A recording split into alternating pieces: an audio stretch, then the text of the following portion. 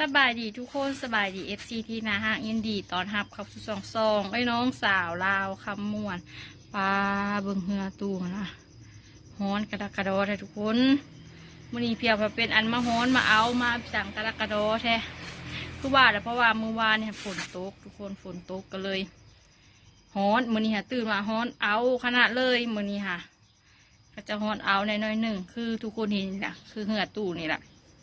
แต่ว่ามื้อนี้ฮันตู้ฮันซิพาทุกคนมาต้มหอยทุกคนเพราะว่ามันคือเนี่ยเป็นหอยนะหอยเซอรี่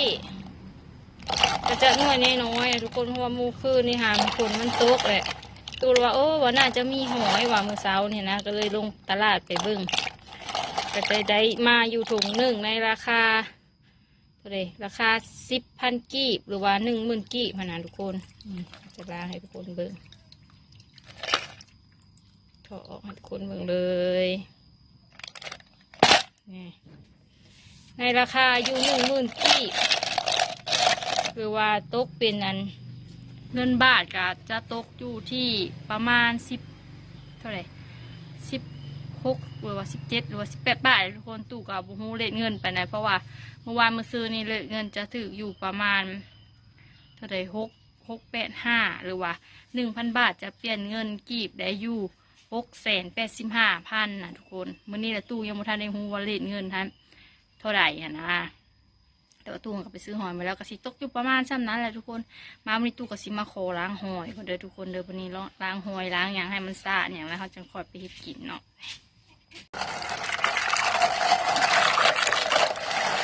หอยกันนะหน่วยแบบตะมุตะมิขนาดเลยใหญ่กับใหญ่พอแบบใหญ่แบบหนังรุ่นกลางๆนะสิว่าน้อยกับบ่น้อยสิว่าใหญ่กับบ่ใหญ่รุ่นกลางๆเกลือนั่นนั่นเนี่ยเพราะว่าแช่ไว้เมื่อคืนนี่แล้ว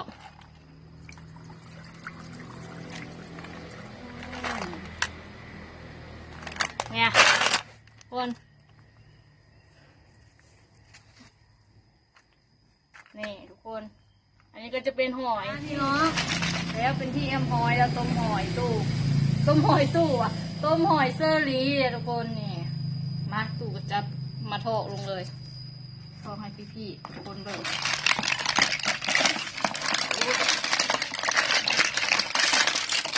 ต้มหอยใส่ใบมะขามเด้อทุกคนเป็นตาแซ่บนี่ตามด้วยคกบุราดีแม่เปรี้ยวส้มมาทอดลงเลยเด้อ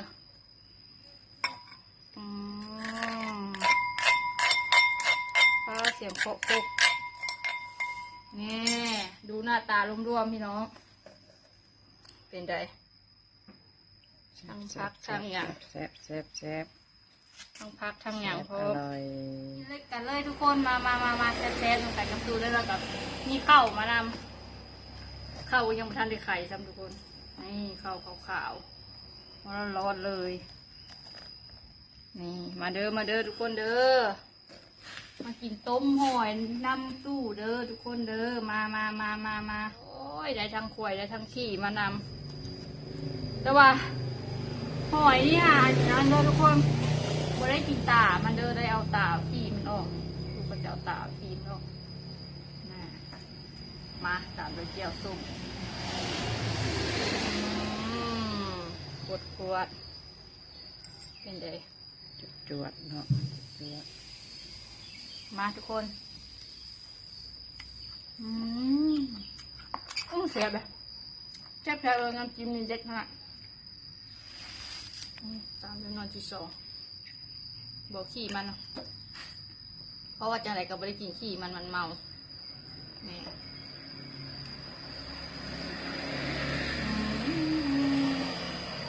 กินผู้เดียวมาเด้อทุกคนเด้อแซ่บๆเดี๋ยวเด้อต้มหอยเซอรี่กับผักเคียงแจ่วซีฟู้ดหรือแจ่วส้มปะบ้านเราเอิญแจ่วส้มเนาะส้มของนาวบ้านพี่ๆทางภาคบุญน่าจะเอิญแจ่วซีฟู้ดจะปะแบบเราตำเองนะตำด้วยข้าว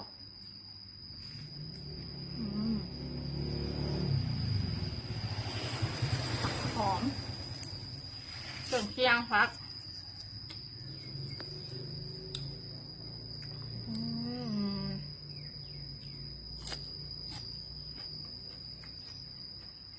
ครับตู้ลืมบอกทุกคนตากล้องนั่นแหละตากล้องของตู้นั้นแม่อีแม่เลยทุกคน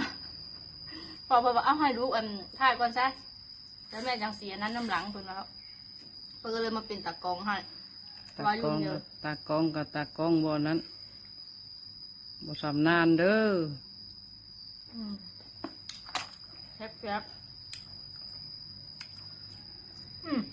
พันน้ำกระไรทุกคนเพราะมันมีแบบอีเดินเนาะทุกคนเคยกินบ่พันหอยนี่ตู้เสียนให้เบิ่งนี่อื่นเบิดเอานี้มาลงตามด้วยหัวหอยเซอรี่ใช้มือเลยนะทุกคนเลยกินผู้เดียวนี่เอาสองหัวคุก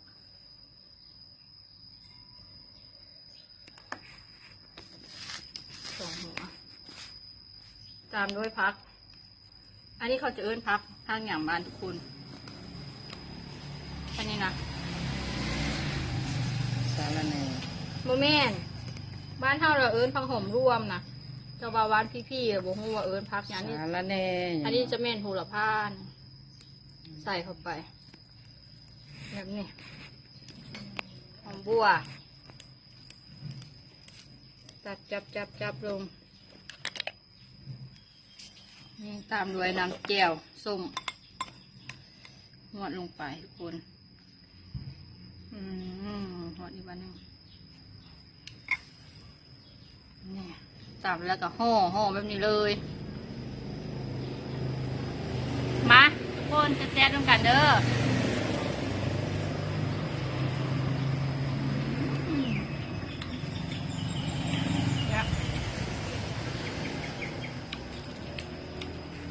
พลัง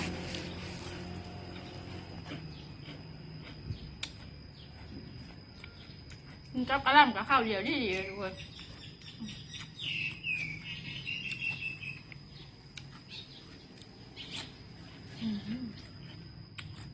มาแต่งเมื่อเขาโลกเขาแหละแซ่บ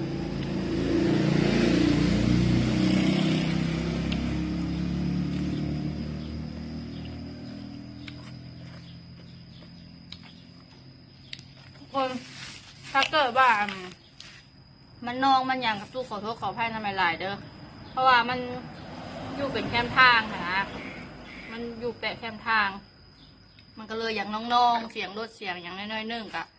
ขอโทษขออภัยนั้นทุกคนหลายๆเด้ออย่าตีอย่างเดียวได้ทุกคนเลยมันกินอาหารบ้านหน้าต่อแบบนี้อ่ะแซ่บพ่อเผ็ดขนาดเลยแซ่บเกินไม่ใช่ว่าอีกกอกส้มๆจ้ะอีกรอบหนึ่งเนาะแซ่บได้ไหมเลยแซ่บเลยรู้สึกว่ามันเข้าเดี๋ยวดีนะของพันแบบนี้เสียดายบ่มีกระปุ้นหรือว่าขนมจีนมาใส่น้ำเนาะซานละปาโต้แม่เจ้าเอ้ยความแซ่บมันยะบัดอย่างเลยผมเพชรนะเฮ็ดอะไรทุกคนเลยแต่ว่าคันโบเฮ็ดแบบนี้แห้งโบแห้งโบนะวันนี้ต้องแซ่บมาทำที่สอง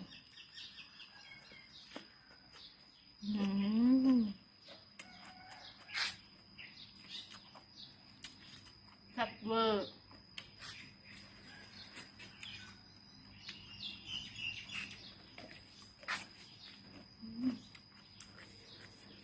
เข้ากัน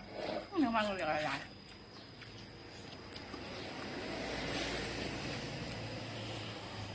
ข้าวจำเจียวส้มข้าวขาวๆเลยเนี่ยขาวๆอ่อน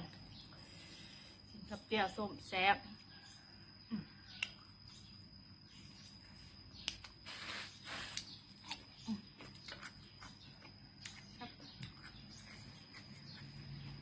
บิ่งหัวเห็นบอกทุกคน ฮ้อนเนาะ ฮ้อนแห้งละเลยหัว เบิ่งเหือกับปลาโตเป็นเม็ด ฮ้อนแม่มันเอาฝนสิตกอีกละตูเบิ่งมือแรงเพราะว่าเมื่อวานนี่กับตกแล้วนะฝนค่ะนะ ตกมาให้ได้หอยออกมาบักหลายๆนี่เก็บหอยมาอีก ไปซื้อเพิ่น10,000กีบหรือว่า17 บาท17 บาทนี่นะ ไปเก็บเอาถ้ามันออกมาฝน มัน ตก ตกอยู่ ต ต ก อนนั้น แห้งๆแล้วไปเก็บ มันก็มาถึงคาดว่าเขาสิได้ไปนะ มันออกแล้วแหละหอยอ่ะฝนตกแห้ง ว่าแซ่บๆกระจาด